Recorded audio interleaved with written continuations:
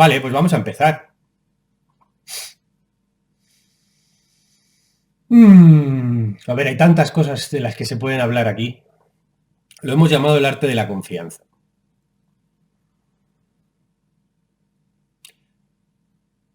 Voy a empezar con una anécdota. Cuando yo fui a por mi perro, que está ahí tumbado, ahora se subirá al sofá dentro de poco, lo sacaron de la bañera donde él estaba con todos sus hermanos y me lo metieron en una caja de cartón y me lo dieron. Y entonces él no conocía a quién se lo llevaba y no sabía nada de mí y no sabía ni qué le esperaba ni nada. Yo le llevaba en el coche, volviendo a Madrid, después de cogerlo, y yo le miraba y pensaba, es increíble este animalito que está confiado. Él estaba totalmente confiado en su destino, ¿no? También es verdad que no le quedaba otra opción, pero podía haber estado desconfiado, podía haber sido un animal que quería, es decir, que no se dejaba tocar o que estaba con sensación de peligro, pero no, estaba con una total confianza, te miraba con unos ojos de total confianza. Y entonces yo pensé, claro, es que no puedo traicionar esa confianza, le tengo que tratar bien porque no puedo traicionar su confianza. Y me planteé una pregunta que es, ¿le voy a tratar bien porque él tiene confianza o él tiene confianza porque le trato bien? Claro, él no me conocía, no podía tener la confianza basándose en lo que yo le estaba dando, porque él de entrada ya estaba teniendo confianza. Y entonces yo me planteé si se podía hacer una extrapolación entre si hay una relación entre la confianza intrínseca que nosotros tenemos en la vida y el cómo nos trata la vida. Y durante un tiempo estuve dándole vueltas a ese tema, ¿no? Si la vida te trata bien porque confías o confías porque la vida te trata bien, ¿no? Es verdad que no cabe duda de la fuerza de la confianza cuando nos la otorgan los demás, ¿no? Sabéis que he sido durante 12 años entrenador de baloncesto y durante otros 12 años fui actor profesional. Una de las cosas que más noté cuando entrenaba, que era casi mágico, era la capacidad que tenían los niños de mejorar en base a la mirada que yo les daba. Es decir, si yo les ejercía una mirada de confianza, esos jugadores mejoraban ostensiblemente. Por ejemplo, yo tenía un truco con los niños que era decirles que iban a venir a verles el seleccionador de Madrid, ¿no? Y entonces yo acogía a un niño que no era muy bueno y le decía, mira, he estado hablando con el seleccionador de Madrid y me ha dicho que ahora mismo no, pero que tienes un montón de potencial, que te ve un gran futuro. Este podía ser perfectamente el paquete del equipo, al que yo le decía eso.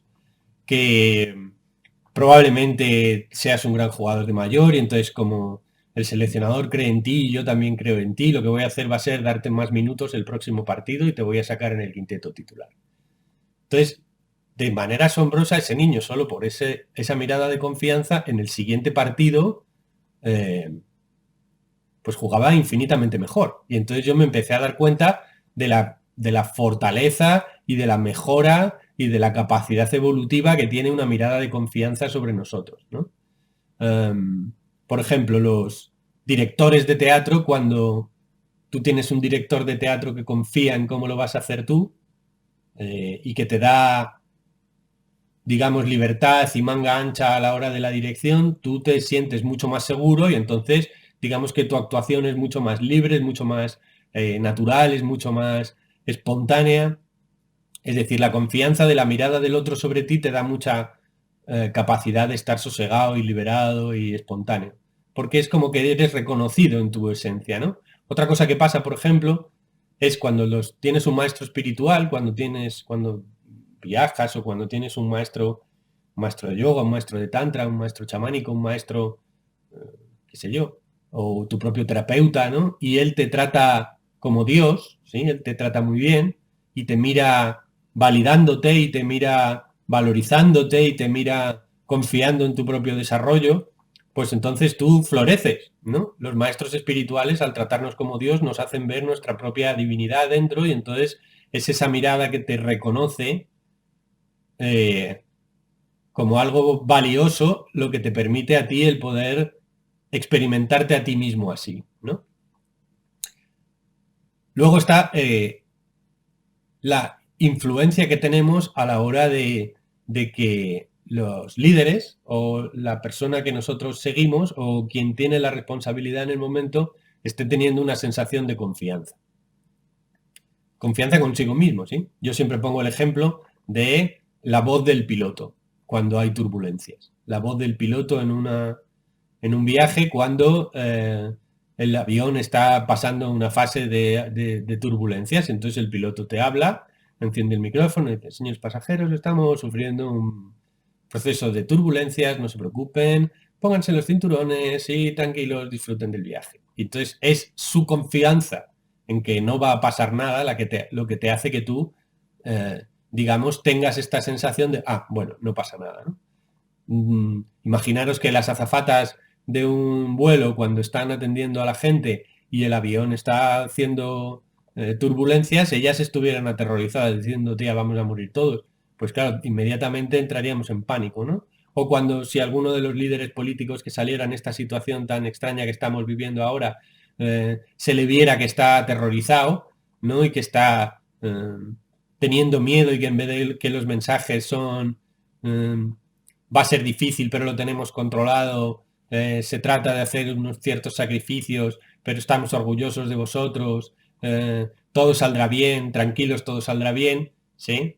En vez de, si estos mensajes que nos dan confianza, digamos, estuvieran en un mensaje apocalíptico, pues claro, sería la catástrofe, porque igual que un niño que siente miedo en base a la sensación que tiene de que sus padres tienen miedo, así todos nosotros necesitamos la confianza en base a la mirada de quien tiene la responsabilidad. Entonces, en una situación como esta, en la que la situación es dramática, nosotros no podemos delegar todas las confianzas a entidades exteriores. Nosotros, digamos que podemos delegar una parte, sí, pero hay otra parte que nos corresponde a nosotros, y la parte que nos corresponde a nosotros es esa en la que nadie más puede actuar nada más que nosotros, ¿no? Aparentar seguridad no sirve. Por ejemplo, cuando veo muchas veces este tipo de enseñanzas que se hacen de cómo mostrar seguridad en público, y yo siempre pienso, pero si es que si lo finges se nota. O sea, todos los niños saben cuando sus padres están fingiendo seguridad. Todos nosotros sabemos cuando los líderes están fingiendo seguridad. Luego, la seguridad no cuela que se pueda fingir y no sirve, ¿no? La seguridad viene cuando yo parto de la aceptación de el bicho, la aceptación del chungo. Yo la otra noche soñaba, bueno, no era una noche, era una siesta. Bueno, soñé que tenía que viajaba al pasado, ¿sí? Yo viajaba al pasado y me iba a ver a una epidemióloga famosísima, todo esto en un sueño, ¿eh? A una epidemióloga famosísima que trabajaba en el Ramón y Cajal, en el sueño este, ¿no? Y entonces yo llegaba y le decía, mire, yo vengo del futuro porque estamos viviendo una situación muy conflictiva en abril, y entonces vengo a advertirles, por favor, de que tomen medidas antes de que esto pase, porque bueno, tenemos el Palacio de Hielo como morgue, hay miles de muertos en las residencias, los abuelitos se nos están yendo, la gente no puede salir a la calle, es una pandemia planetaria, la economía se está viniendo abajo. Entonces yo le explicaba la situación, ¿no? Y la epidemióloga me miraba como diciendo: este tío está fatal, este tío está loquísimo, ¿no? Y yo le decía: no, pero usted tiene que darse cuenta de que esto que le digo es verdad, por favor, tienen que tomar medidas y tal. Y entonces ella no me hacía caso, ¿no? Entonces yo estaba pues desesperado en el sueño porque no me hacían caso y tenían que tomar medidas antes de que pasara. Y entonces yo le digo, ya desesperado, ya: ¿pero por qué no me hace caso? ¿Por qué no me hace caso? Le digo a la epidemióloga, bueno, está, a la médico. Y me dice la médico: Hombre, yo es que no le puedo hacer caso porque si yo le hubiera hecho caso, entonces la epidemia no se hubiera realizado y entonces no estarían ustedes teniendo el problema y por tanto usted no podría venir a decírmelo en este sueño. Y entonces, claro, se produjo una paradoja, entonces me desperté. No como diciendo, claro, no me puede hacer caso porque si me hace caso esto no está pasando. Pero claro, al despertarme del sueño, que es a lo que voy, se me quedó como la sensación de urgencia, no como la sensación de gravedad, como la sensación de decir, hostia, es que es serio lo que está pasando, ¿no? Es como que en ese sueño yo sí que lo sentía como con más intensidad de cómo lo siento habitualmente, ¿no? Que como no nos ha dado tiempo de poder integrar la situación, todavía no tenemos el relato bien montado emocional, las sensaciones no se han establecido y entonces digamos que no podemos ver la gravedad de la situación. Entonces me planteé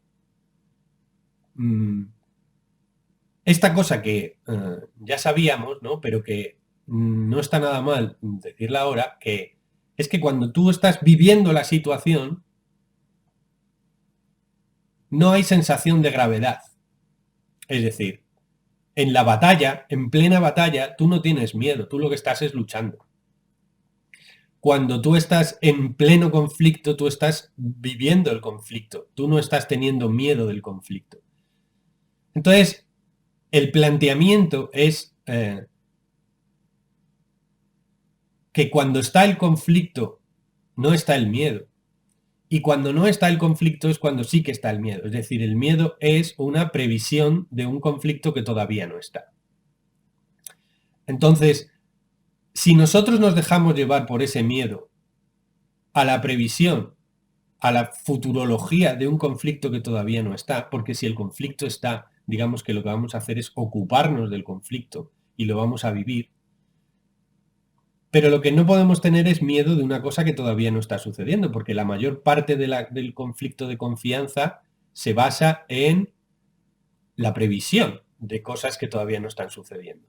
Entonces, nosotros necesitamos darnos cuenta de que tendremos la energía suficiente y sabremos lo que hay que hacer cuando el conflicto esté sucediendo en el presente, ¿sí? Pero no es necesario tener o sufrir desconfianzas innecesarias cuando el conflicto no está sucediendo. Por eso yo insisto tanto en que cuando nosotros estemos sintiéndonos con miedo, hay que tener dos armas principales. Luego tenemos un montón de armas que a ver si me da tiempo de resumiros, pero una de ellas es la pregunta que yo me hago a mí mismo de esto que estoy pensando, que me está dando miedo, ¿es real? ¿Está sucediendo ahora mismo o es una previsión? ¿Sí? ¿Es una previsión de algo que yo temo que pasará? Dice una frase clásica de sabiduría china, dice, cuando la ansiedad llamó a la puerta, le abrió la confianza y no había nadie, ¿no? Es como decir, ya sabremos lo que hay que hacer cuando hay que hacerlo. Cuando lleguemos a ese río construiremos ese puente, pero mientras tanto tenemos que tener mucha conciencia y estar muy despiertos para darnos cuenta de cuándo estamos generando pensamientos que no se basan en la realidad. Entonces es un miedo imaginario. Un miedo imaginario no puede solucionarse porque toda la energía que tenemos para solucionar el problema cuando existe no puede ser liberada cuando el problema no existe. Entonces lo que nos crea es ansiedad. Esa ansiedad de no poder liberar un problema que está siendo imaginario. Entonces, una de las claves está en preguntarme si esto que está sucediendo es imaginario o es real. Porque, por ejemplo, ¿cuántos de nosotros hemos tenido ya síntomas del bicho? A lo mejor algunos tenemos o hemos sufrido ya, o algunos de los nuestros han sufrido la enfermedad, ¿no? El coronavirus. Pero, ¿cuántas veces de nosotros hemos tosido y hemos dicho, ¡ah! Ya tengo el bicho, ¿vale? Y en ese rato está clarísimo, me está doliendo la espalda, tengo un poco de dolor de cabeza, he tosido 2 veces, tos seca, tengo un poco de fiebre, creo, a ver, uy, sí, lo tengo. Y entonces empiezo a tener la angustia de estoy teniendo el bicho. Probablemente todos nosotros hemos tenido el bicho 40 veces ya, ¿no? En este periodo de tiempo. Y entonces haces, claro, es que cuando estuve hablando con la vecina, que me la encontré en la escalera según subía, hostia, es que tenía mala cara. Y entonces ya me empiezo a plantear que yo tengo el bicho seguro, ¿no? Entonces, aquí en este momento es cuando uno se tiene que plantear, en cuanto nota la incomodidad, si yo estoy gestionando una desconfianza basándome en una cosa imaginaria o estoy gestionando una cosa basándome en la realidad. Porque cuando está la realidad, ya digo que la energía suele estar en una ejecución real de lo que yo tengo que hacer en el momento. La pérdida de la confianza total es lo mismo que la depresión. ¿Sí? Cuando ya no hay confianza, es decir, cuando ya no hay esperanza, cuando ya no hay propósito, cuando ya no tengo ninguna capacidad de actuación, es cuando yo ya, digamos, cedo, y entonces es cuando ya me hago un ovillito y me dejo morir. Entonces la pérdida del sentido, la pérdida de la esperanza, la pérdida de la confianza es la depresión, que es el nivel máximo, ¿no? Mientras que yo esté triste por lo que está sucediendo, o mientras que yo esté enfadado por lo que está sucediendo, ¿sí? Que no es lo mismo que por lo que me imagino que está sucediendo o por lo que yo temo que sucederá, esa energía de tristeza o de rabia no es tan negativa, digamos, como la energía de la depresión, porque estar enfadado o triste no es perder la esperanza, sino creer que las cosas deberían ser de otra manera. ¿Sí? O sea, tener tristeza en el fondo o tener energía es creer que las cosas deban o puedan ser de otra manera, ¿no? Entonces, es verdad que la energía de la tristeza y la de la depresión la tenemos también que gestionar y tener recursos para poderla gestionar, pero sobre todo tenemos que estar muy atentos a si nos viene la sensación de la desesperanza o de la desconfianza total, porque esta es la última, digamos, ¿no? Es como ya el abandono final. Mientras nosotros tengamos tristeza o enfado, se pueden, digamos, procesar. Porque la esperanza y la confianza, en realidad, si os dais cuenta, no existen cuando hay bienestar y cuando hay riqueza y cuando todo está perfecto, ¿sí? La esperanza precisamente y la confianza son hijas de la crisis.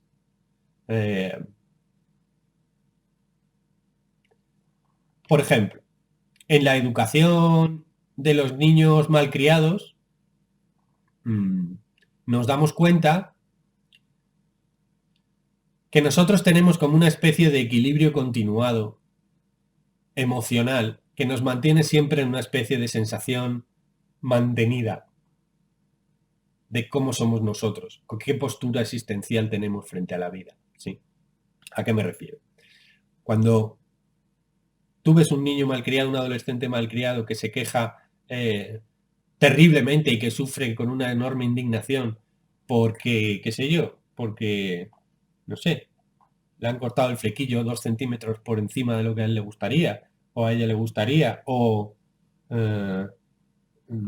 se ve aterrorizado porque habría pillado un atasco, ¿sí? O por ejemplo, una cosa que yo vi mucho en la época de actor es que cuando tú eres una estrellita de la tele y tus amigos son estrellitas de la tele, una de las cosas que ves en la mayor parte es que aunque todo te vaya perfectamente bien, tú vas a acabar montando el pollo exactamente igual que si te fuera mal. Lo único que haces es bajar el nivel subir el nivel de la indignación, ¿no? Es decir, pues si tú eres yo qué sé, Madonna, pues te indignas porque el café que te han puesto tú lo pediste con agua, no sé, lo pediste americano y te lo han traído con leche.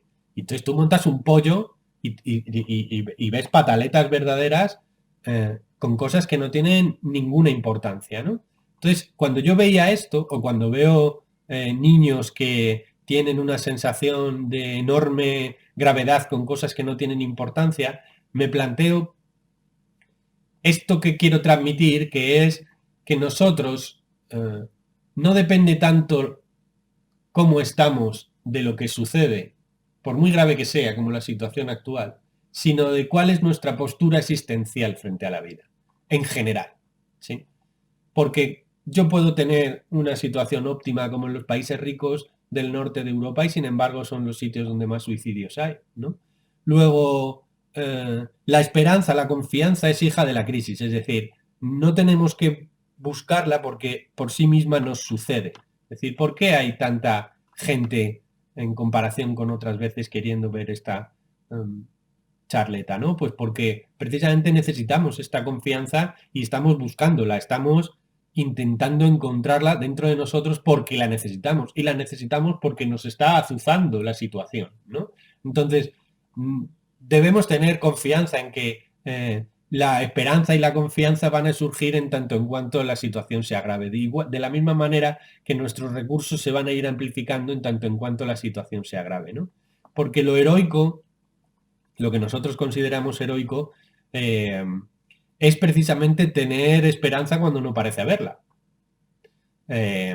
Los líderes correctos son aquellos que no desesperan, los que tienen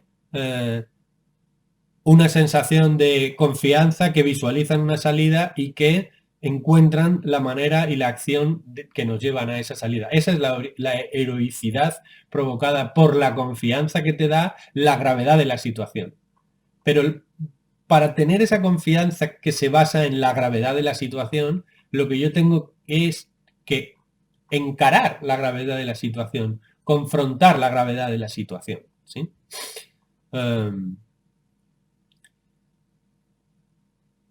Nietzsche lo llamaba el amor fati, que es a mí una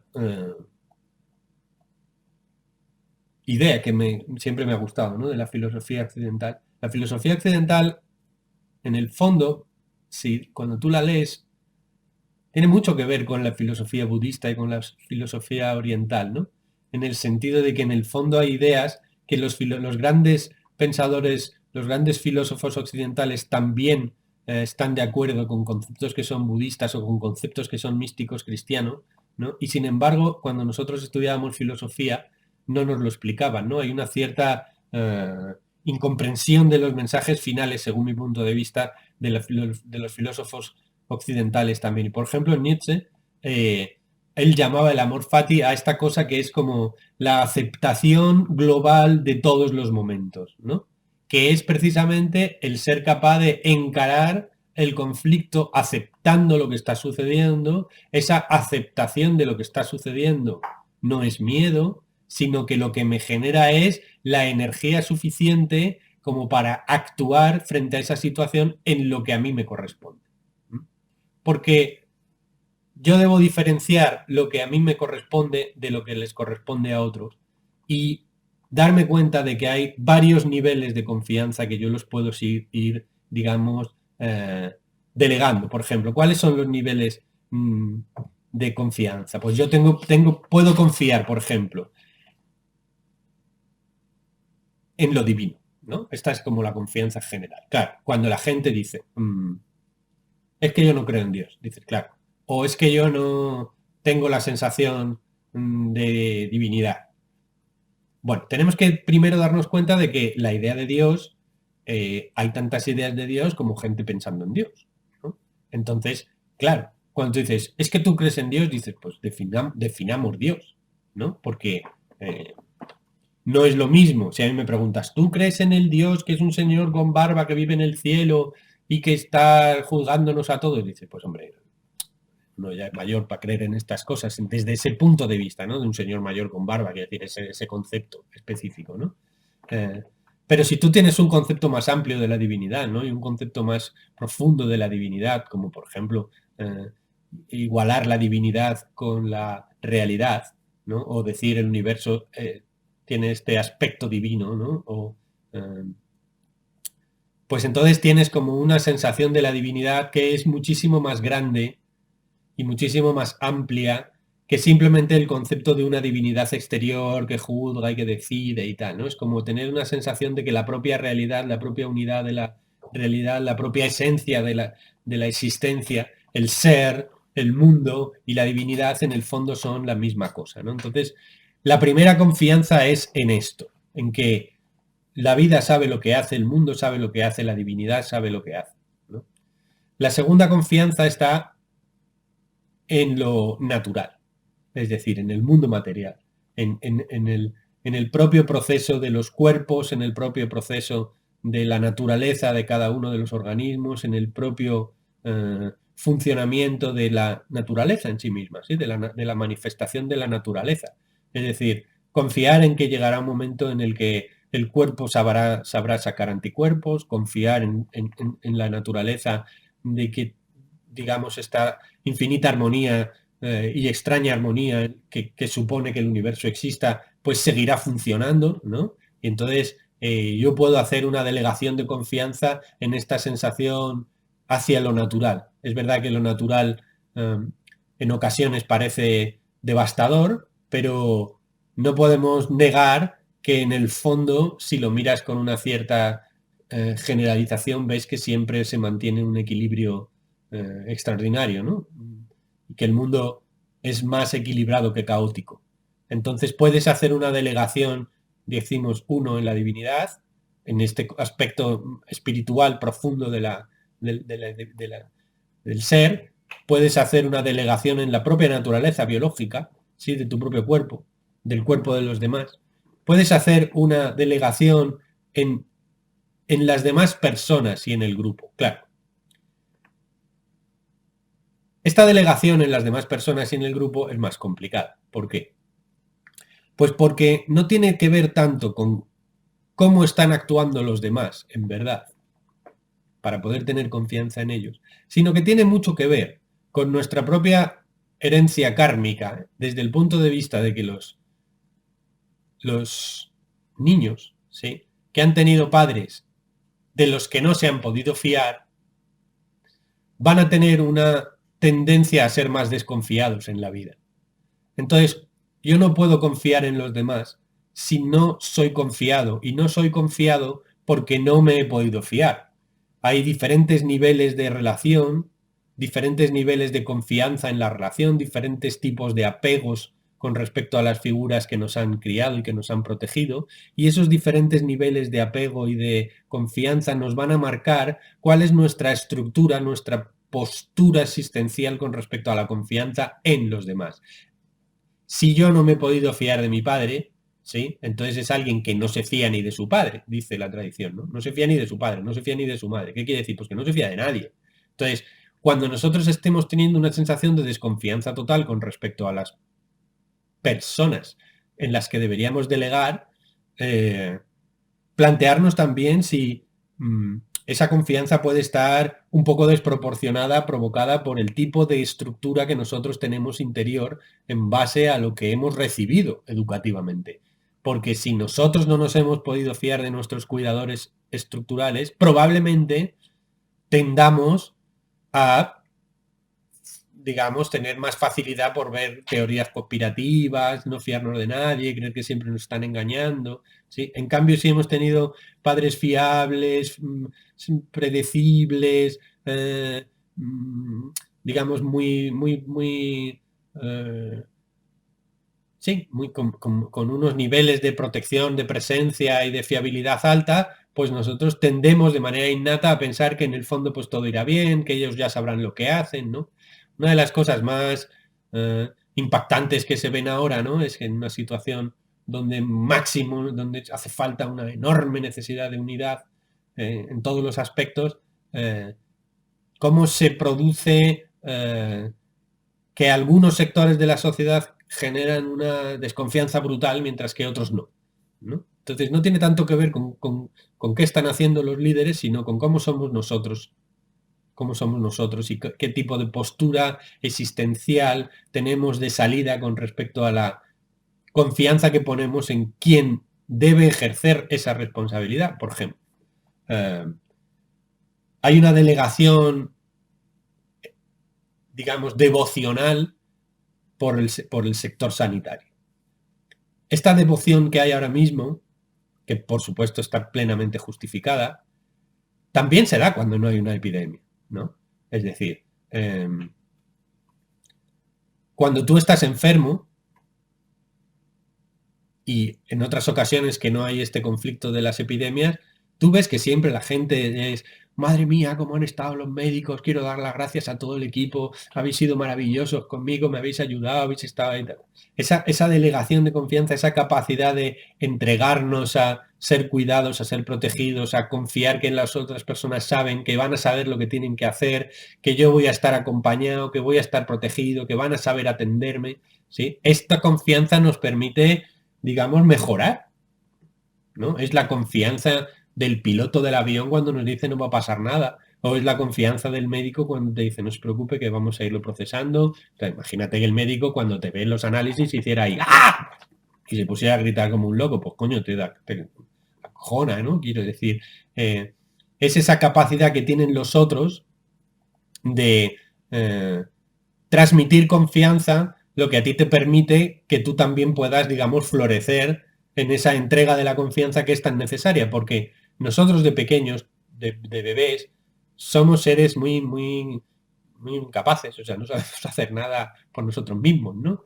Y sin embargo hacemos como el perrito cuando le coges en la caja de cartón, haces una delegación absoluta de confianza. Los bebés hacen una delegación absoluta de confianza. Entonces nosotros tenemos esta capacidad innata que, a no ser que nos la hayan destruido de pequeños y entonces tengamos que hacer un trabajo más terapéutico, más evolutivo para poderla recuperar, debemos intentar conectar con esa sensación interna infantil de cuando tú puedes entregarte a la sensación de que el universo es amistoso, de que mis cuidadores sabrán lo que tienen que hacer, de que la vida sabrá hacer lo que tiene que hacer, ¿sí? Y de que el grupo al que yo pertenezco sabrá hacer lo que tiene que hacer, porque el grupo nos da también mucha seguridad, ¿no?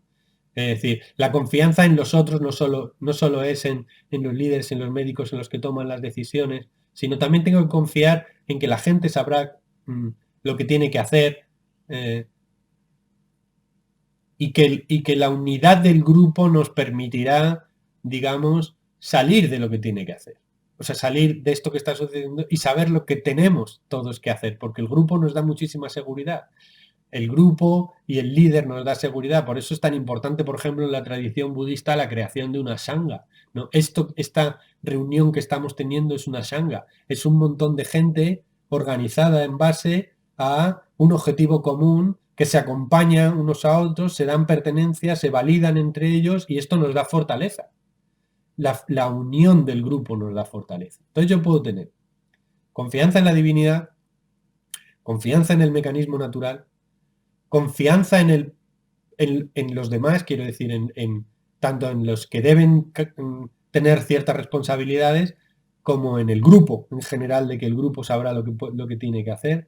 Y luego puedo tener confianza en un tipo de sitio al que llegar y de proceso en el que llegar. Por ejemplo, en el budismo se fomenta mucho el que tú confíes en el Dharma, o sea, que confíes en la enseñanza, ¿sí? Porque es como darse la pulicera, quiero decir. ¿Os acordáis de la película de Karate Kid? Pues Karate Kid tuvo que tener confianza en el señor Miyagi en lo de darse la pulicera, porque él decía, este tío me está haciendo limpiar el coche una y otra vez, no tiene ningún sentido. Entonces dice, ya, pues es que él sabe lo que está haciendo, o sea, su, su, su enseñanza tiene un sentido, ¿no? Entonces,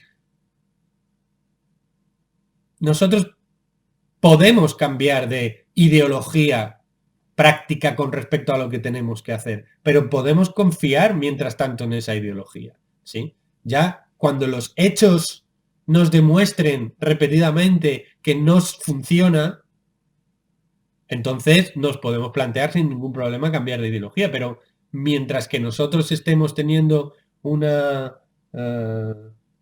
camino, mientras nosotros estemos siguiendo una línea, un mapa, un plan, una regla, debemos intentar profundizar con la confianza en esa regla y en esa práctica. Porque si no nos pasa como a los alumnos de un día de meditación que dicen, ah, no, yo es que en lo de meditación yo ya una vez lo probé y a mí no me funcionó. Entonces dices, claro, pues porque tú lo has probado una vez. Entonces, en esta estructura de mirar a ver cómo funciona mi propia confianza, yo tengo que ir revisando si a lo mejor mi desconfianza estructural en el mapa, en la acción planteada, en el dogma que yo sigo, en la ideología que yo sigo, en el plan que yo me he montado, qué es exactamente lo que creo que puedo hacer, ¿no? Entonces mirar a ver si yo tengo una cierta tendencia a desconfiar en general y cambiar inmediatamente de camino e ir colocando mi esperanza o mi confianza en sitios diferentes que me hace que en ninguno lo pueda posar la confianza, porque mi estructura infantil me impide poder tener confianza tampoco en el camino al que seguir. Entonces, recapitulamos. Tengo que revisar mi confianza en el concepto de la divinidad, mi confianza en el concepto de lo natural. Si yo considero, básicamente, que el universo es amistoso o es enemigo o es neutro, que son las tres versiones, ¿no? Entonces, ¿cuál es tu postura existencial con respecto al universo? ¿Crees que es amistoso? Entonces puedes delegar y puedes confiar. ¿Crees que es neutro? Entonces es, hostia, lo tengo que hacer yo todo. ¿Crees que es amenazante? Entonces, ay Dios mío, necesito que me protejan. Entonces es todo una batalla, es todo un horror, ¿no? Y por último, bueno, esto digo, en lo divino, en lo natural, en la acción, en el plan que yo tengo, en el plan que yo estoy siguiendo, en el protocolo que yo sigo para actuar con respecto a la situación actual, ¿no? En la, en los demás, en los demás como grupo, en mi sangre, en mi grupo, y en los líderes, ¿no? Como revisar un poco hasta qué punto la desconfianza que yo tengo en los líderes que me pone nervioso y no es un poco un problema interno de mi estructura de desconfianza natural por lo que yo he revivido de pequeño, ¿no? Y por último es la confianza en uno mismo. Claro, la confianza en uno mismo es más complicada de gestionar porque a la razón le encantaría tener confianza, ¿no? Entonces, para poder tener confianza que me permita actuar, para poder tener una confianza que me permita actuar, yo tengo que tener las emociones que me motiven para esto, porque las emociones no se deciden. En general, ya me habréis oído decir que la voluntad personal está muy sobrevalorada y nosotros tenemos la creencia, porque nos han educado así, de que el pensamiento y la voluntad se deciden, y el pensamiento y la voluntad no se deciden. A mí me gusta poner el ejemplo, ¿no? De que nuestro funcionamiento es como si fuéramos el típico niño que va encima de un elefante, ¿no? En la India. Entonces, todos habéis visto una imagen, ¿no? Si no lo habéis visto en verdad, de un adolescente de 10 años subido en un elefante gigantesco que lo va llevando para acá y para allá, ¿no? Bueno, pues el elefante son las emociones y el niño con su palito es la razón. Y así funcionamos. Entonces, el elefante va donde quiere, porque el niño realmente no tiene ninguna capacidad de gestionar al elefante. Luego, si cuando las emociones nos llevan, o sea, cuando las emociones parece que están de acuerdo con la razón, entonces la razón se cree que él está conduciendo al elefante, ¿no? Pero cuando las emociones se nos desbocan, como en situaciones de crisis, entonces la razón se empieza a poner muy nerviosa. El niño que lleva el elefante no sabe muy bien qué está pasando, porque él cree que habitualmente lleva el elefante, ¿no? Él cree que el elefante lo conduce él, y sin embargo no, el elefante va donde él quiere. Lo que pasa es que momentáneamente, mientras no pasa nada, el elefante, pues si le dicen que para acá, pues tira para allá, y si no, para el otro lado, ¿sí? Entonces, esta sensación de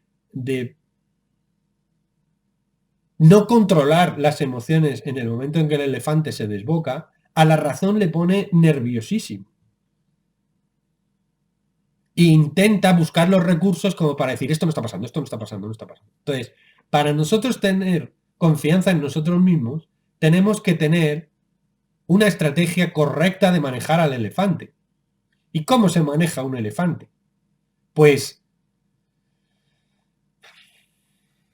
claro, de entrada es no creer que lo manejas tú, porque si no te vas a frustrar todo el rato. Lo siguiente es darme cuenta de que el conductor le sugiere al elefante dónde puede ir. Y el elefante irá si quiere y si no, no. Si el elefante no quiere ir, entonces darme cuenta de que yo no me puedo montar una narrativa absurda que justifique la ida de pinza del elefante. O sea, digo, voy a ir para la derecha. Y entonces dice el elefante, pues no, para la izquierda, va, y se va para allá. Y entonces yo digo, como no me gusta renunciar a la sensación interna de que yo controlo el elefante, ¿sí? Pues entonces digo, bueno, sí, pero es que por la izquierda la verdad es que está más bonito. Y entonces me monto una teoría, una narrativa que no se tiene en pie porque a mí me gustaría, digamos, seguir teniendo la sensación de que yo controlo el elefante.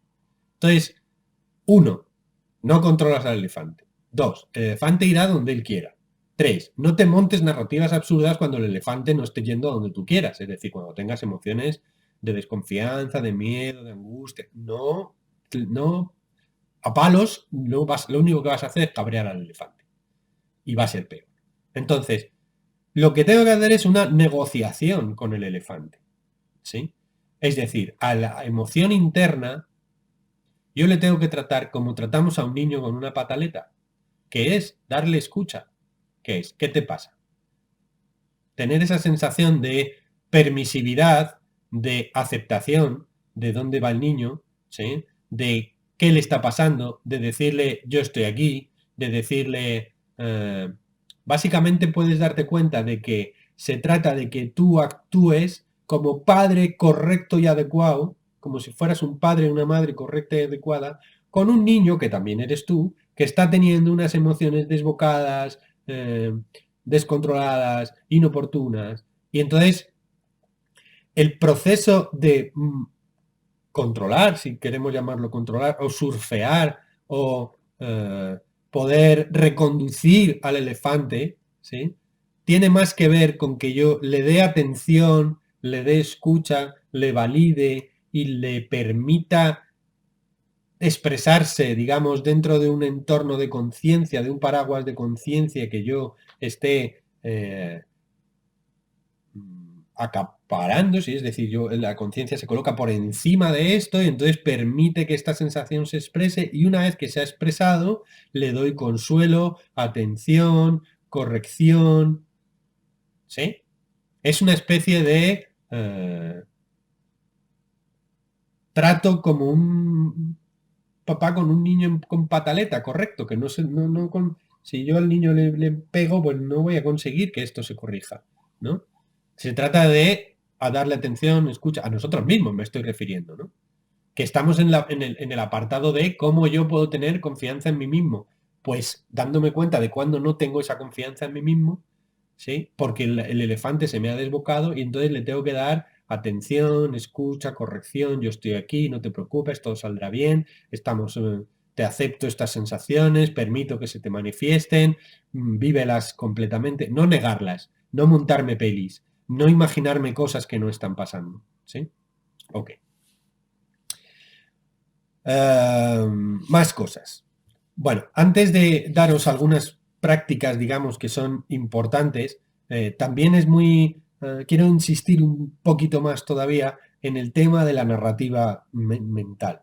Porque el arte de la meditación sirve tanto como para gestionar las emociones negativas como para gestionar los pensamientos intrusivos y los pensamientos locos, ¿no? Los manas que habla el yoga. Entonces, daros cuenta de que yo puedo tener una narrativa en plan, el universo sabrá lo que tiene que hacer, la naturaleza hace sus equilibrios, en su momento todo esto tendrá sentido, las cosas acabarán saliendo bien, ya sabré lo que tenga que hacer en cada momento, cada uno hará lo que pueda según sus posibilidades, los demás aprenderán cuál es el camino correcto.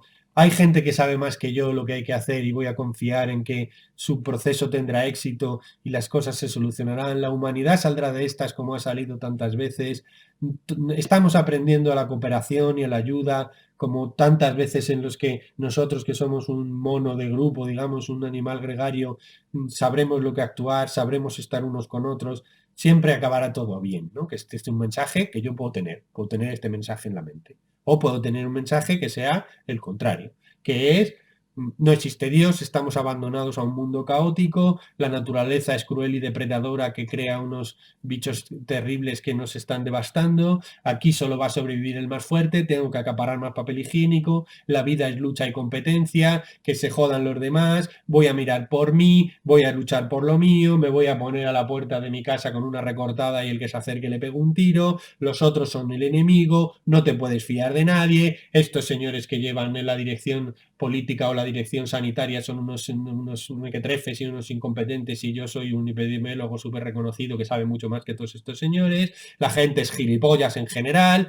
nadie sabe lo que tiene que hacer, todos la estamos cagando, el mundo es perdido, está condenado, todo es confuso, es caos, es infierno, es el apocalipsis, apocalipsis. Entonces yo puedo tener la primera versión o la segunda versión. Pues ninguna de las versiones es verdad, ¿no? Entonces yo tengo que darme cuenta de que ni se trata de ser un lelo confiado, que no se entera de nada y que está ahí, que no hace nada por sí mismo, pero también me tengo que dar cuenta de que estoy montándome una narrativa absurda. Luego, lo ideal es no tener especialmente una narrativa, sino ir viendo, ¿no? Ya iremos viendo lo que va pasando, ya iremos viendo cómo tengo qué puedo hacer, pero sobre todo tengo que tener una cierta conciencia de qué peli me estoy montando en la cabeza. Porque las pelis que yo me monto en la cabeza no son la realidad. Una cosa es los hechos y otra cosa es la interpretación de la narrativa de los hechos. Y no hay más que darse una vuelta por Twitter para darse cuenta de que hay todo tipo de narrativas. Desde la narrativa de somos todos maravillosos y todo saldrá bien y arcoiris de colores, que menos mal que hay gente de esta también, ¿no? A los cenizos, amargados, que todo es horrible y que todo es angustioso y que todo es malísimo y que no te puedes fiar de nada y que nadie tiene ni puta idea y que todo va a ser fatal y todo es horrible. Entonces, claro, bueno, a estos a lo mejor tenemos que aguantarlo, pero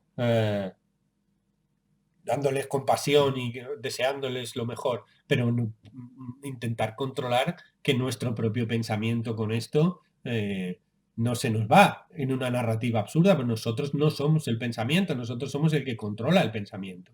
¿Sí? Tú imagínate que si ya no controlamos el elefante de las emociones, si encima el niño que va encima del elefante está picándole y diciéndole todo va a ir mal, elefante, las cosas son horribles, el mundo es caótico, pues claro, el elefante dice ¡ay! Y tal, ahí arrampla y la liamos parda. Y entonces, en una situación conflictiva como la que está sucediendo, nuestra labor principal tiene que ser además no generar más desconfianza con nuestra propia actitud. Porque en el avión, cuando estamos teniendo turbulencias, lo peor que puede pasar es tener un vecino al lado que esté diciendo, Dios mío, vamos a morir todos, nos ponen el cinturón para que no se desparramen los cadáveres. Claro. Entonces, este tipo de actitudes nosotros podemos intentar procesarlas internamente, digamos, en gestionarlo de una manera más privada e intentar que en estas situaciones en lo que se requiere es pues más lealtad, más honestidad, más empatía y más fiabilidad, transmitir mensajes también a nosotros mismos y a los demás donde nosotros podemos aportar. Porque cuando yo consigo tener confianza en mí, quiero decir, en que ya sabré lo que tenga que hacer cuando lo tenga que hacer y que si ahora toca esto es el que toca esto, a mí me gusta pensar una cosa, que es, vale, supongamos que todo es un desastre. Demos por hecho que todo es catastrófico y que es todo fatal. Bueno, que todo sea un desastre no significa que yo tenga que ser un desastre. Es decir, yo siempre puedo tener un pequeño apartado de confianza sobre mí mismo, ¿sí? Que me permite el decir, bueno, se puede experimentar la confianza en la angustia, se puede experimentar confianza y angustia, y mi confianza parte del concepto de que todo sea un desastre, que tampoco es así, pero que las cosas vayan mal, digamos, no significa que yo tenga que ir mal, no significa que yo tenga que ser un desastre, porque se pueden realizar pequeñas acciones esperanzadoras cuando las grandes no las podemos controlar, que es lo que nos está transmitiendo en ocasiones, digamos, pues la gente que está dando mensajes más positivos, ¿no? Esta cosa de, bueno, ¿tú qué puedes hacer? Tú lo que puedes hacer es hacerte una mascarilla, ir al supermercado, lavarte las manos, toserte en el codo, no acercarte a más de 2 metros, llevarle la comida a no sé quién. Y esto es lo que tú puedes hacer. Entonces, a lo mejor todo esto acaba con el horror catastrófico y morimos todos y entonces es horrible. Pero bueno, cuando tú estés ahí haciéndote ya la rosca en una esquina muerto de hambre diciendo, por lo menos puedes decir, hostia, pues yo por lo menos en lo que a mí me toca, puedo morirme sintiendo alegría en vez de arrepentimiento de fui el más gilipollas de todo el apocalipsis. Es decir, que tú por tu sensación interna por lo menos que sea de, bueno, pues mira, yo me he quedado a gusto, he hecho lo que he podido. En lo que a mí respecta, yo colaboré y al menos pues te mueres tranquilo, quiero decir. Porque si no, si yo le incorporo a la desconfianza en lo divino, la desconfianza en lo natural, la desconfianza en los líderes, la desconfianza en los demás, la desconfianza en mí mismo, pues entonces, ¿qué me queda?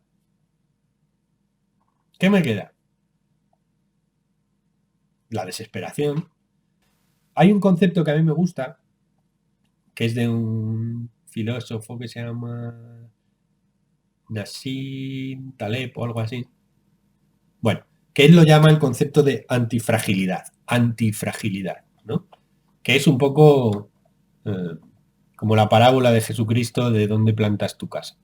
Jesucristo decía, tú puedes poner tu casa sobre cimientos de roca, tú puedes poner tu casa sobre la arena, y dependiendo de dónde has puesto la casa, cuando vengan las tempestades, las casas sobre la arena se acabarán destruyendo, las casas sobre la piedra se acabarán acabarán permaneciendo por la fuerza de su raíz, digamos, ¿no? Entonces,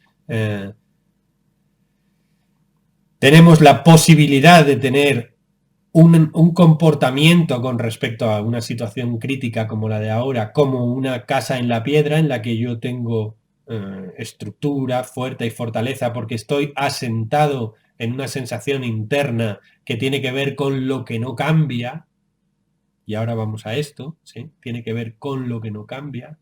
Puedo poner mi atención en todo lo que es el movimiento mental, el movimiento de las emociones, esta cosa voluble, variable, intrascendente y transitoria, y entonces es como poner la casa en la arena, o sea, no tengo capacidad de movimiento, ¿no? Suponed que vemos un árbol en plena tempestad, ¿no?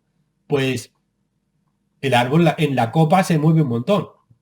La copa parece que está hecha un Cristo y que eso se está montando, se va a derribar de un momento a otro, ¿no? Pero si tú miras el tronco suele estar quieto. El tronco está quieto. Y si miras en las raíces, si pudieras mirar dentro de las raíces, verías que en las raíces no le está pasando absolutamente nada. Entonces, nuestro propio organismo energético tiene estas tres maneras de funcionar. Nosotros tenemos la mente, que es como la copa del árbol, que con las cosas se menea y se menea y se menea.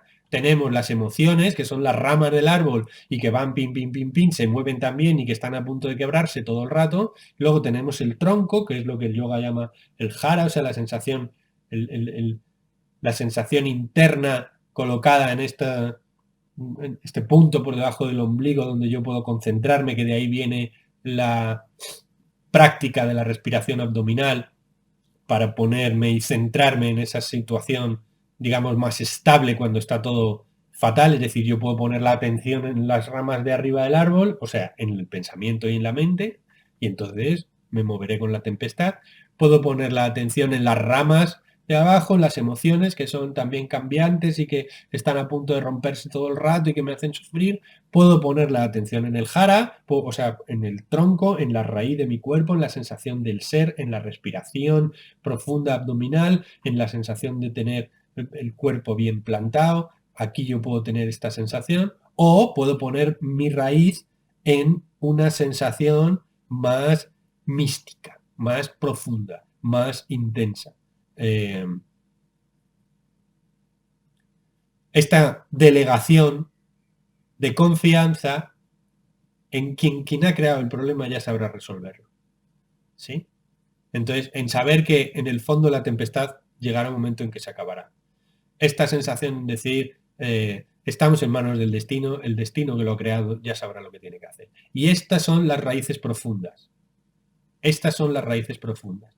Entonces, el control de la atención, es que si tenemos control en la vida, si existiera el sentido de control, es exclusivamente de la atención cuando la tenemos. Entonces tiene que ir de esta sensación de la casa plantada sobre la arena que se la va a llevar, a una sensación más de la casa sobre la piedra que está centrada como las raíces del árbol en lo profundo, ¿no? Y cuando yo me doy cuenta de que estoy teniendo estos movimientos de desconfianza y de inestabilidad, inmediatamente darme cuenta de que tengo que irme a la raíz, para poder manejarlo de una manera mucho más estable y residir en ese sitio, ¿no? Que en algunas tradiciones se llaman, digamos, como el lugar de seguridad, ¿no? El lugar de seguridad es un sitio imaginario psicocorporal donde yo me coloco para poder estabilizarme cuando todo se está moviendo, ¿no? Que es irme como a la raíz. Y además, tener en cuenta que es la situación conflictiva la que hace que nuestra capacidad de resiliencia crezca Y este es el concepto que queríamos explicar de lo de antifrágil. Porque parece que hay fragilidad, pero en realidad nos estamos haciendo fuertes. Por ejemplo, dos amigos que lloran juntos una desgracia, se hacen más fuertes su relación que dos amigos que solamente se lo pasan bien. Esto es una relación mejorada por la fragilidad. Cuando yo hago ejercicio físico en el gimnasio y me duele porque estoy levantando las pesas, estoy yendo a una situación de mayor, en principio, fragilidad, porque estoy sufriendo y me está doliendo y me estoy cansando y estoy hecho polvo, pero me va a dar más fortaleza, más resistencia y más capacidad. El propio sistema natural biológico del cuerpo, que crea los anticuerpos, que crea las defensas y que crea los sistemas, se refuerza precisamente por la propia existencia del virus. Es decir, el sistema de equilibrio de la naturaleza a toda energía crea la energía opuesta, o sea, siempre mantiene el equilibrio en base a esta dualidad. Entonces, la invasión del virus nos hace crear los anticuerpos. El sistema se reorganizará porque es antifrágil. Por ejemplo, cuando yo me siento a meditar, yo me estoy confrontando con el dolor, con la incomodidad, con la sensación de incapacidad de controlar los pensamientos, me doy cuenta de lo loquísimo que estoy, me doy cuenta de la mala postura que tengo. Eso es meditar. Eso cuando dice la gente, es que yo no sé meditar porque se me da mal. No, no, es que eso es meditar. El confrontarme con el caos, con el desorden interno, con el dolor. ¿Y qué pasa cuando yo hago eso? Pues que me hago antifrágil. Es decir, es del darme cuenta de esa fragilidad la que me refuerza. Otro ejemplo, ¿cuáles son los árboles más robustos de todos los árboles? Pues los árboles que están en la cima de las montañas. ¿Por qué? Pues porque son antifrágiles, es decir, es el árbol que se robustece con cada tormenta. Cuanto más frío hace, cuanto más nieve hay, cuanto más chungo es el sitio, más fortaleza tiene ese árbol. Entonces, una de las cosas en las que podemos tener confianza es en que nuestro sistema por sí mismo va, a no ser que, digamos, despendolemos nosotros mismos, no los demás, nosotros mismos, acabará teniendo una estructura antifrágil, es decir, se reforzará y seremos más fuertes, más confiados y más estructurados con respecto a esto que está pasando. ¿Por qué? Pues porque hasta la propia física hace esto, quiero decir, que es el concepto de la entropía. ¿Qué es la entropía? Pues lo contrario de la predicibilidad, o sea, lo contrario de la capacidad de predicción. Es decir, vamos a ver, si yo tengo una máquina que le das a un botón y siempre sale un 3, ¿no? Un dado, suponer un dado. Yo tengo un dado que todas las caras las puedo predecir, ¿vale? Entonces tiro y digo, pues va a ser del 1 al 6, una de las 6 va a salir. Si yo tengo un dado que solo tiene unos, pues la capacidad de predecir es de 1. Entonces no necesito. ¿Cuál es el nivel de confianza? Pues el máximo. Tengo un máximo nivel de confianza porque todas las caras del dado son 1. Si las caras son 6 y tengo 6 posibilidades, pues entonces mi nivel de predecibilidad es de 6, es decir, una de las 6 caras va a salir. Entonces, la confianza que yo tengo es lo contrario de la entropía. O sea, la entropía es cuando yo no puedo predecir, ¿sí? Es decir, yo he tirado el dado y de repente sale 14. Y entonces digo, 14. ¿Y entonces qué pasa? Pues que ahí estamos entrando en la entropía, es decir, donde la información se está poniendo caótica. Lo que ha pasado ahora es que nosotros no podemos predecir. Entonces, la confianza, que tiene mucho que ver con la predicción, porque antes un día o sea, antes sabíamos que más o menos lo que iba a pasar, pues más o menos era esto, y luego Maripili me va a llamar o no me va a llamar, o yo voy a quedar con Juanito, entonces me voy a tomar 2 copas más o 2 copas menos, y digamos que mi nivel de predecibilidad se manejaba en estos ambientes. Entonces teníamos una alta confianza, ¿sí? Porque la entropía era muy baja, la predecibilidad era muy alta. Pero ahora de repente ha salido un 14 en un dado que tenía 6 caras solo. Y entonces hemos dicho, hostia, ¿y entonces ahora qué?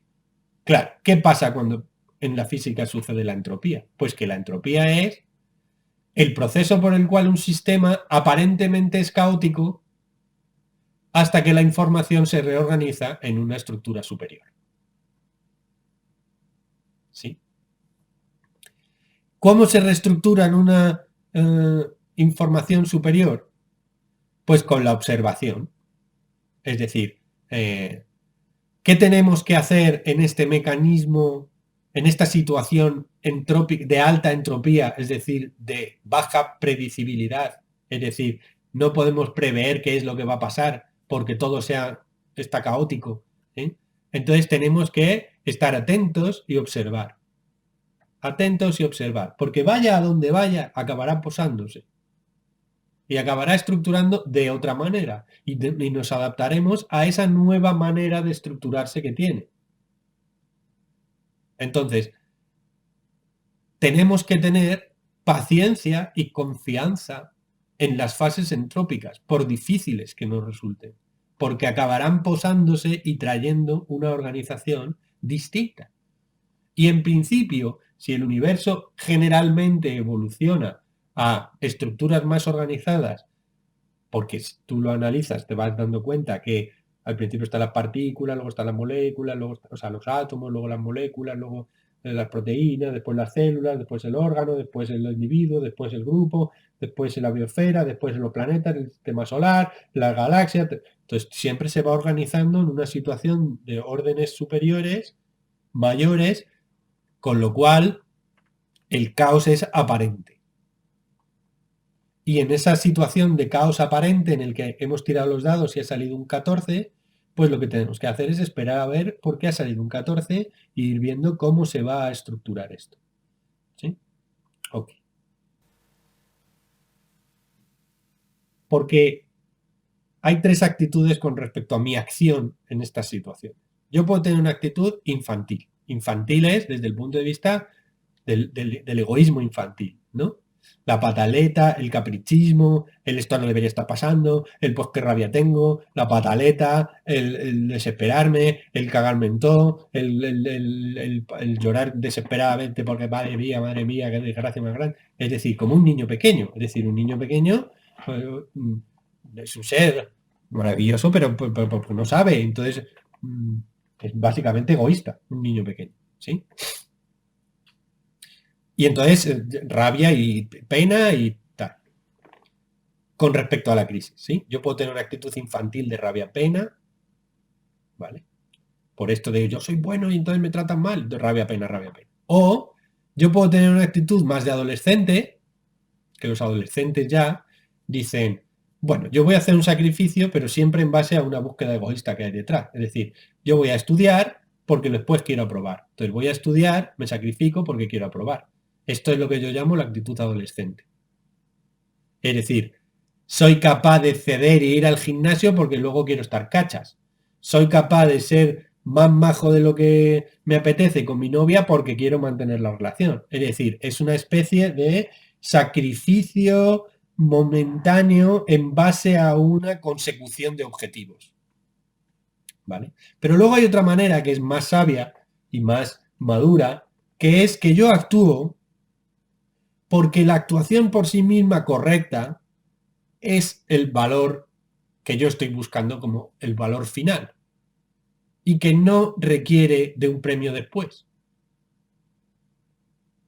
¿Qué es esto que os decía de frente a la crisis, al menos, aunque todos acabemos muertos en las esquinas, que no va a ser así, pero yo creo, pero que aunque sea así, que yo pueda haber actuado en base a lo que yo creo que es lo correcto, pero no en base a lo que yo creo que es lo correcto para que me den no sé qué o porque como me lo merezco entonces me tiene que pasar lo bueno. No, no, no, no. Yo actúo bien en esta situación porque desde mi punto de vista maduro y sabio lo hago por el propio beneficio de la acción, o sea, porque la acción en sí misma es valiosa. ¿Me explico? Yo puedo liar la parda porque me lo tendrían que dar, cabrearme mucho porque no me lo dan, y entonces tengo una actitud de pataleta o de cabreo. Vale. O puedo decir, no, voy a negociar porque entonces si yo hago esto, entonces después pasará tal. Y si yo actúo bien, entonces pasará tal. Pero ¿qué pasa si nosotros, supongamos, tomamos todas las medidas y la epidemia sigue creciendo? Pues eso no quiere decir que nosotros lo que hemos hecho no valga. Porque estamos simplemente poniendo la valoración en el resultado todo el rato. Entonces nosotros hemos hecho nuestro esfuerzo por conseguir esto y esta cosa me permite tener confianza en que yo voy a estar a gusto con lo que hago por el propio valor de eso, no en base a las consecuencias que me traiga. Porque si no, como las consecuencias en una crisis son devastadoras, anulan todo el comportamiento, ¿entendéis? Si yo continuamente hago una valoración en base a resultados, como los resultados son malos, pues invalida todo lo anterior y entonces entramos en el caos.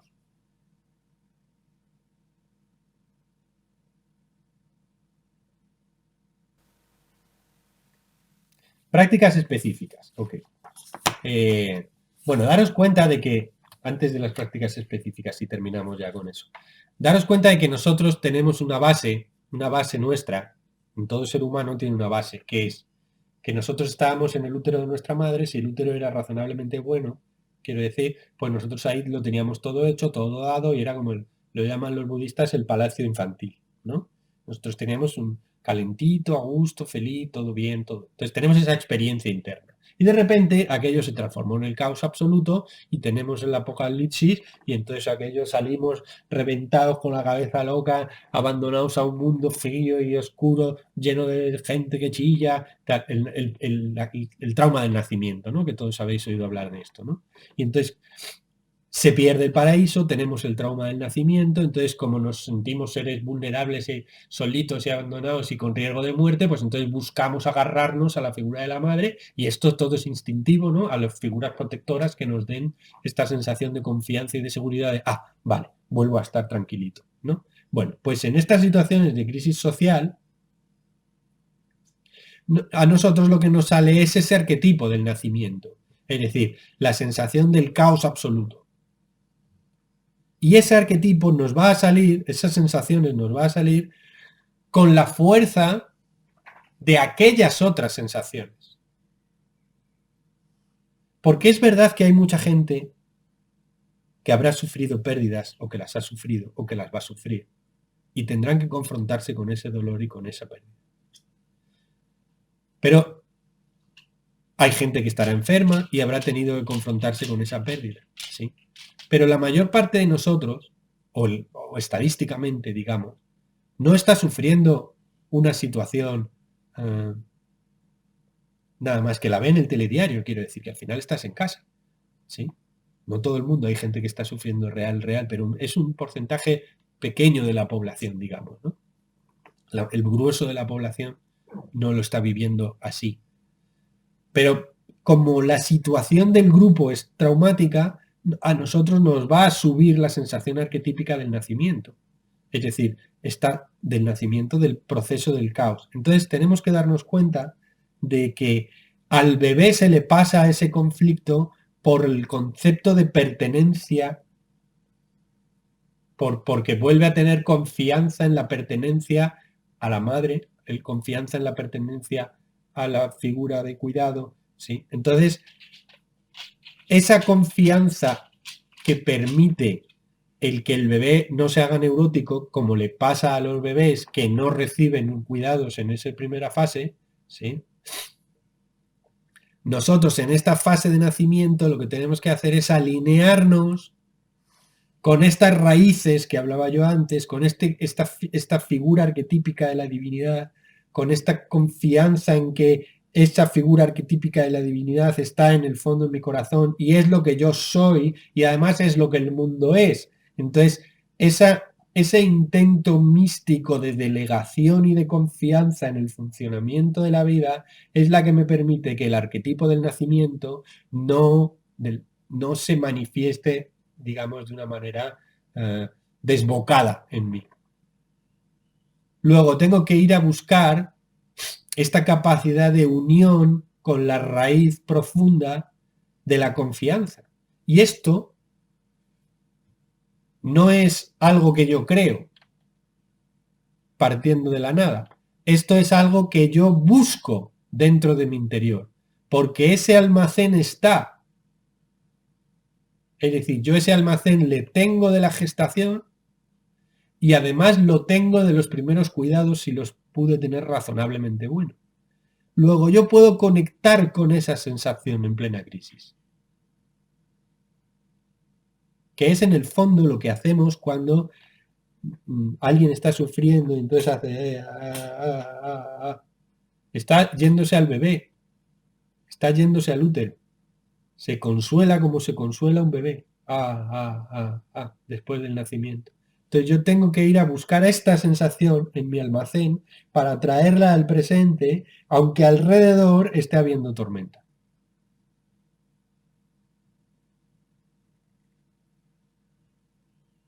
Y para esto hay un montón de prácticas. 3, os voy a mencionar 3 muy rápidas. ¿Sí?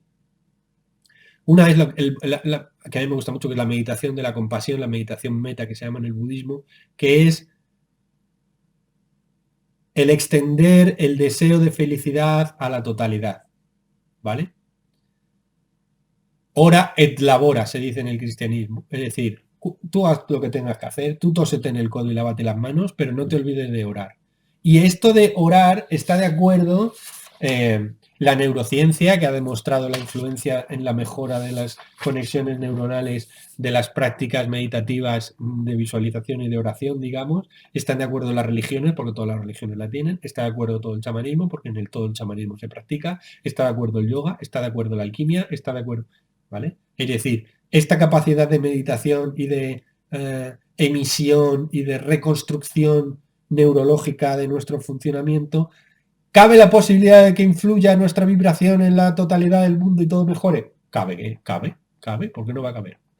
Ahora, aunque no valga, porque no obtenga resultados, vuelvo a lo de antes, moriré en la esquina, pero diciendo, bueno, pues yo me lo medité.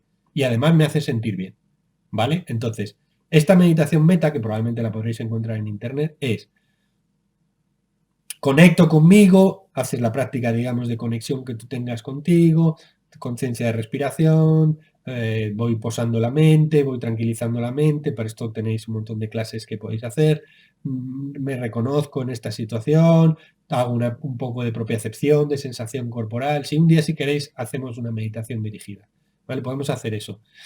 Programamos para dentro de una semana o así una meditación dirigida, hacemos específicamente una práctica global sobre todo esto que he explicado teóricamente, la hacemos para que la podáis grabar el sonido y podáis practicarlo, ¿vale? Entonces, voy a hablar con el equipo y voy a mirar a ver cuándo podemos hacer esta práctica. Sí, que es una meditación compasiva, digamos, de trabajar la conciencia, la concentración, la liberación de la mente, la confianza, la entrega, la respiración, y esta cosa de desear felicidad. Entonces, bueno, muy rapidísimo, ¿no? Es esto de: me conecto, me concentro y pongo delante de mí a la persona que más quiera o a la cosa que yo más quiera en la vida. Entonces noto esa emoción de afecto porque yo a eso que más quiero le deseo felicidad. Le deseo felicidad porque le quiero y le quiero porque le deseo felicidad. Y entonces me conecto con esta sensación y entonces después quito a esa persona y pongo a la siguiente a la que más quiero. Y le deseo felicidad. Y luego pongo a la siguiente a la que más quiero y le deseo felicidad. Y voy emitiendo esta felicidad continuamente, este deseo de felicidad, que todo te sea propicio, que encuentres la felicidad, que encuentres la libertad, que tengas una gran salud, que tengas una gran prosperidad, que tengas...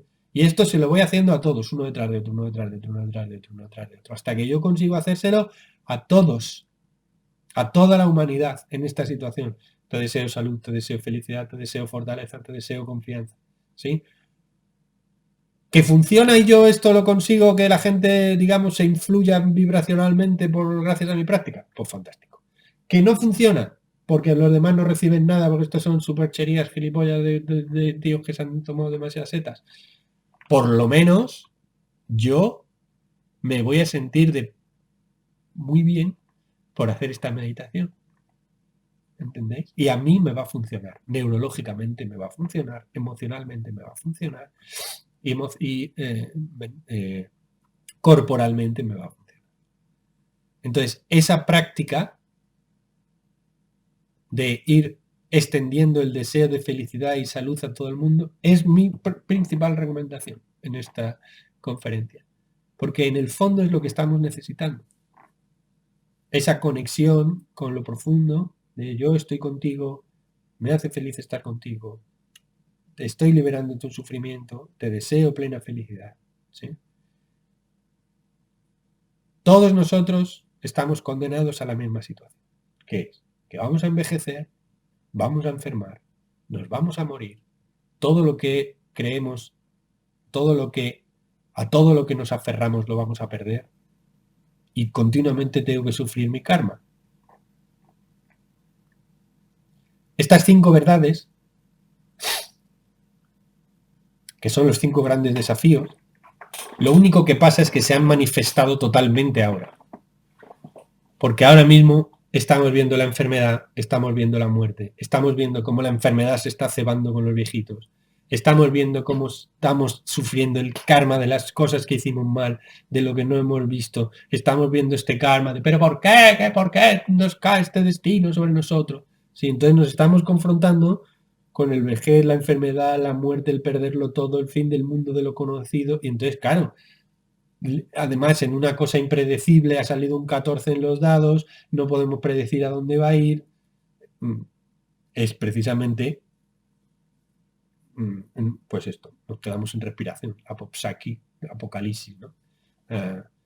Un apocalipsis, digamos, en moderna y en plan de quedarse en casa tocándose la tele, o sea, tocándose la nariz viendo la tele, pero nos podemos entrar en catarsis y en apocalipsis interno también, porque la situación lo merece, para que no nos lo podamos imaginar, ¿no? Entonces, bueno, espero que hayáis podido tomar apuntes de un poquito de las cosas. Se trata de revisar y de... Yo siempre intento dar un montón de cosas en muy poco tiempo para que luego pues, cada uno de vosotros podáis, digamos, coger la que más os resuena y a cada uno le valdrá alguna cosita. A alguno le vale una frase, a otro le vale otra frase. Yo siempre hago esta cosa de dar un abanico de posibilidades y de explicar un montón de cosas muy rápido, ¿sí? Para ver si conseguimos que con esta oferta grande cada uno pueda coger, digamos, lo que más le resuena internamente y lo que más útil pueda serle a él o a ella en ese momento, ¿vale? Quedamos convocados en esta cosa de que vamos a hacer otra sesión específicamente de un trabajo de meditación o de visualización para que podáis grabarlo y trabajarlo. Lo programamos ahora con el equipo y vemos a ver cuándo lo podemos hacer. Y bueno, hasta aquí la charla, que se me ha ido media hora, como siempre, de la hora normal. Y entonces nos vemos enseguida en otra charla que hagamos o... bueno, gracias a todos por el interés que estáis mostrando por las actividades nuestras. Estamos ofreciendo todo lo que podemos para ayudar en la situación, pero la verdad es que estamos asombrados digamos, de la entrega y del agradecimiento que estáis teniendo. Y espero que os haya gustado mucho, disfrutar, paciencia, confianza, ora et labora. Haz lo que tienes que hacer, confía en ti, delega en la divinidad y ya iremos viendo, según vayan viniendo las cosas, que total es lo que podemos hacer. Entonces, pues hasta aquí la cosa, ¿vale, queridos? Cuidaros mucho, que os vaya muy bien, mucha suerte, mucha luz y os deseo mucha felicidad y mucha salud. Cuidaros.